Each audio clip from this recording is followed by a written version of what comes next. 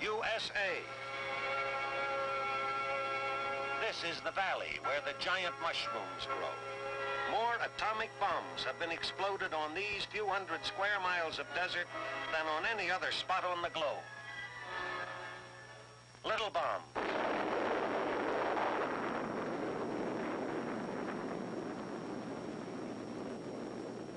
Big bomb.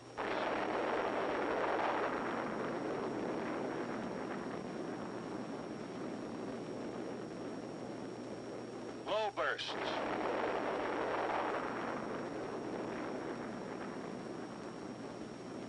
And high bursts.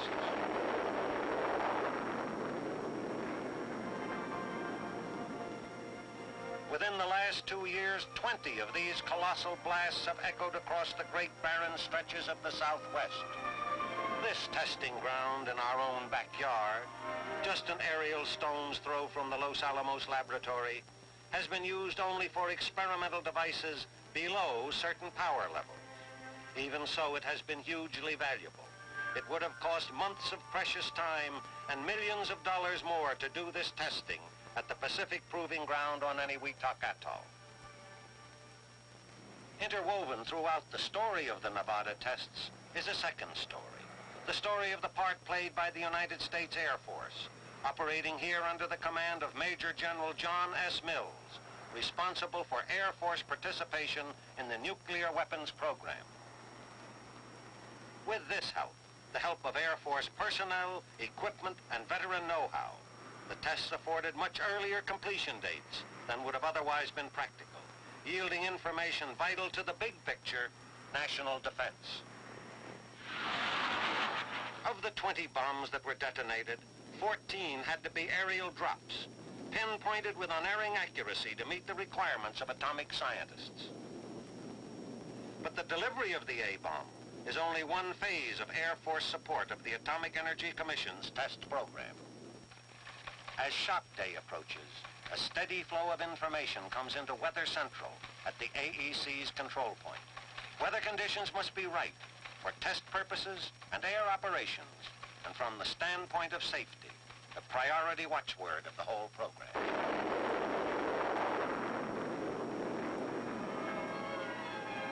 The next day, after 0 hour, we see the reason for this concentration on the weather job. We see its relation to the huge fact which remains after every nuclear detonation, the atomic cloud, the towering, angry ghost of the fireball. The payoff is knowledge of wind speeds and wind directions.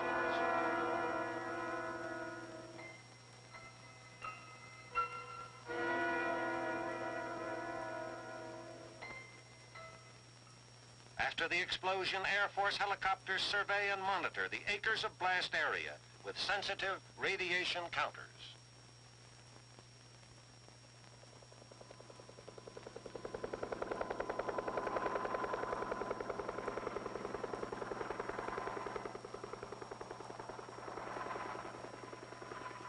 Charting super hot areas, probing for usable approach lanes for bomb damage assessment teams.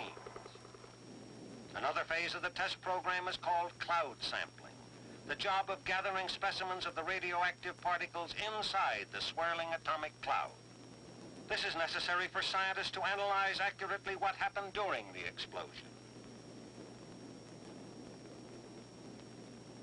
The sniffers, which gather samples, are ingeniously designed filter traps mounted on the wings and fuselage of the collecting aircraft. The sampler crews do a job considered impossibly dangerous a few years ago. Since then, advanced techniques make it possible for these trained crews to fly through the cloud without harm, even to stay inside of it for a while, if they observe the precautions taught by experience.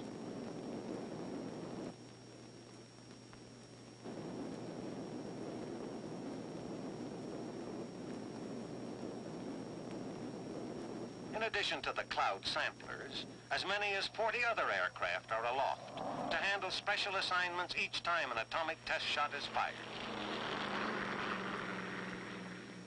There are observation crews with ultra-modern cameras, other crews operating complex electronic recording devices. and of great importance, the men in the cloud tracking aircraft, which will follow the cloud hour after hour as it is carried cross-country by the wind, checking its spread, reporting every phase of its movements to a radiological control center. With this information, commercial airliners can be warned of the cloud path, and Air Weather Service can further refine its weather forecasting techniques. Any aircraft that has been used for cloud sampling or cloud tracking operations will carry traces of radiological contamination. The Air Force has only recently developed a method of washing contaminated planes which makes them safe and ready for service within 24 hours. Part of the benefit the Air Force gains from its cooperation in the atomic energy program is in the form of questions answered. What will be the effect of brilliant atomic light on the eyes of aircraft crews? To find out, flight surgeon volunteers sat before optical instruments in a flying laboratory to test their visual reactions to the actual flare of an atomic burst.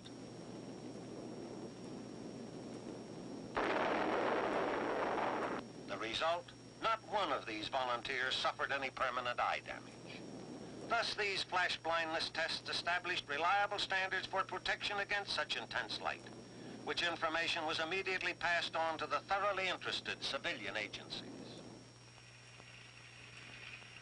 Now, another thing the Air Force needs to know. What are the effects of atomic blasts on its prime tools, aircraft? So a number of aircraft, some obsolete and some latest models, were placed at various angles to the blast, because we must learn how to protect our own fighters and bombers, as well as how much damage we can do to the best of the enemy's aircraft. With the test setup completed, we move back and wait through the tense moments while the bomb falls. As it explodes, 100 high-speed cameras and 1,000 instruments record new evidence of the enormous destructiveness of the atom bomb.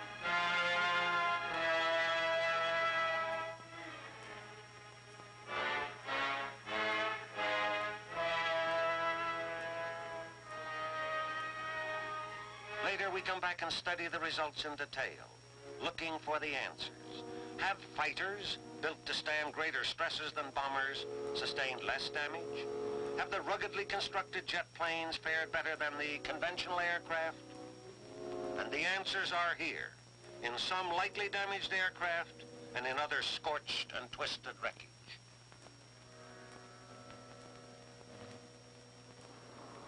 From these findings, the Air Force adds new pages to its understanding and its mastery of atomic warfare.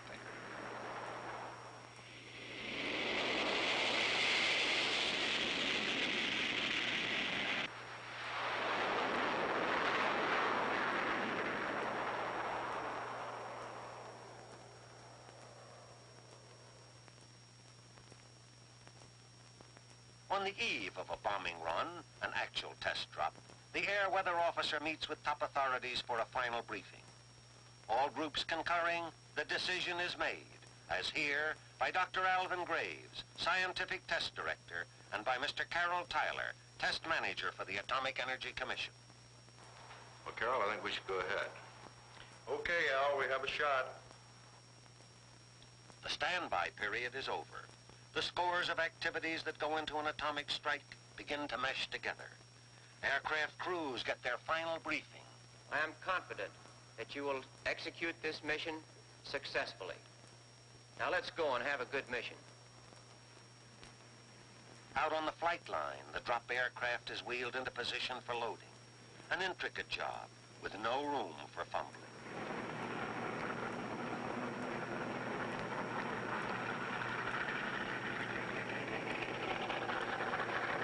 This is no simulated mission. This is no dry run. This is the real thing.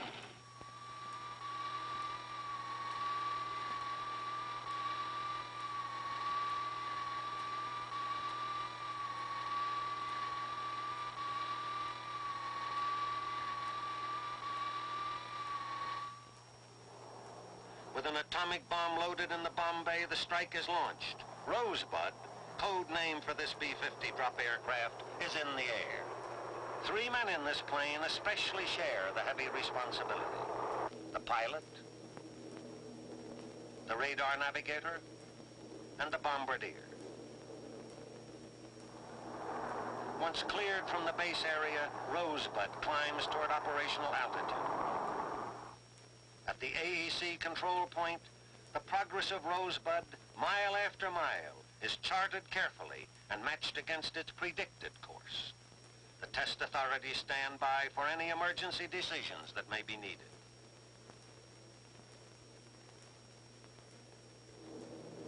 Rosebud is at bombing altitude, swinging in on the final bomb run. Turn in 5 seconds. 4, 3, 2, 1, turn.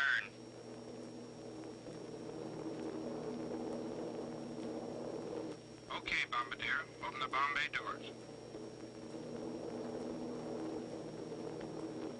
Give me a level.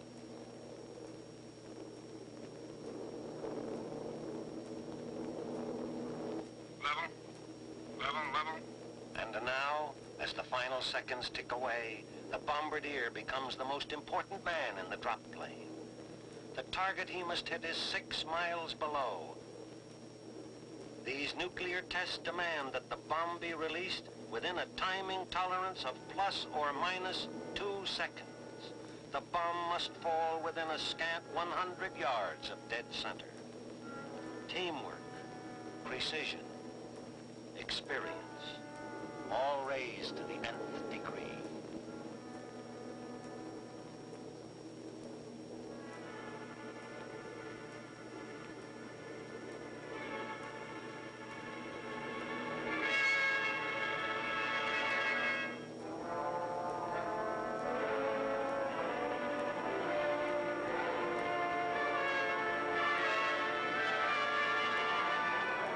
Bombs away.